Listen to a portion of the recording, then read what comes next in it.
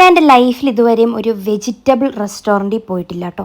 ഞാനങ്ങനെ ഇവിടെ UK വന്നിട്ട് ഇവിടുത്തെ ഒരു ഫേമസ് ആയിട്ടുള്ള റെസ്റ്റോറൻ്റാണ് ലില്ലീസ് റെസ്റ്റോറൻറ്റ്. ഇവിടുത്തെ എല്ലാ റെസ്റ്റോറൻറ്റിൻ്റെയും ഒരു പ്രത്യേകതയാണ് അറ്റാച്ച്ഡ് ആയിട്ടൊരു ബാറും കൂടി ഉണ്ടാവും. അതാണ് ഇപ്പോൾ നമ്മൾ നേരത്തെ കണ്ടത്. അതുപോലെ ഇവിടെ വെള്ളവും ഗ്ലാസ്സൊക്കെ ഇരിപ്പുണ്ട്. ഒരു നമ്മുടെ നാട്ടിലത്തെ ഒരു വൈബ് കിട്ടുന്ന ഒരു റെസ്റ്റോറൻ്റാണിത്. അതുപോലെ ഇതിനകത്ത് സ്വീറ്റ്സ്, ഡെസേർട്ട് ഐറ്റംസ് കുറേ ഉണ്ട്. പിന്നെ മെയിൻ ഐറ്റംസ് ഒക്കെ ഉണ്ട്. നല്ല എക്സ്പെൻസീവാണ് അത്യാവശ്യം എല്ലാം. ഇഡലി, ദോശ, അതുപോലെ മസാല ദോശയുണ്ട്.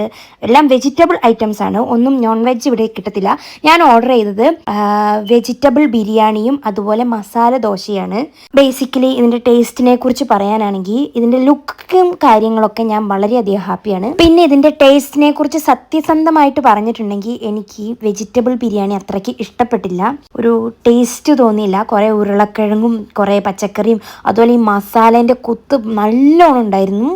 ഭയങ്കര ഒരു പുകച്ചിൽ എനിക്ക് ഫീൽ ചെയ്തു. ഞാൻ ഒരിക്കലും നെഗറ്റീവ് അടിക്കുന്നതല്ല, എനിക്ക് സത്യമായിട്ടും അത് ഇഷ്ടപ്പെട്ടിട്ടില്ല. അത് കഴിഞ്ഞ് പിന്നെ ഇതിൻ്റെ ഈ സർലാസ് പോലത്തെ ഇതിൻ്റെ സാലഡ് ഉണ്ട്. ഇത് ശരിക്കും പറഞ്ഞിട്ടുണ്ടെങ്കിൽ നല്ല ഗ്രീക്ക് യോഗട്ടാണ് കേട്ടോ. നല്ല ക്രീമി ആയിട്ടുള്ള യോഗട്ടാണ്.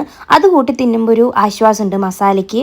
അല്ലാണ്ട് എനിക്ക് അത്രയ്ക്ക് ഇഷ്ടപ്പെട്ടില്ല. പിന്നെ മസാല ദോശേൻ്റെ കാര്യം പറയാനാണെങ്കിൽ മസാല ദോശ മച്ച് ബെറ്റർ ആയിരുന്നു. ടേസ്റ്റ് ഉണ്ടായിരുന്നു. ചട്നിയും അതുപോലെ അതിൻ്റെ സാമ്പാറൊക്കെ ടേസ്റ്റ് ഉണ്ടായിരുന്നു. അല്ലാണ്ട് ഈ വെജിറ്റബിൾ ബിരിയാണീൻ്റെ കാര്യത്തിൽ ഞാൻ ഭയങ്കര അൺഹാപ്പിയാണ്. എനിക്ക് ഒട്ടും ഇഷ്ടപ്പെട്ടില്ല കേട്ടോ.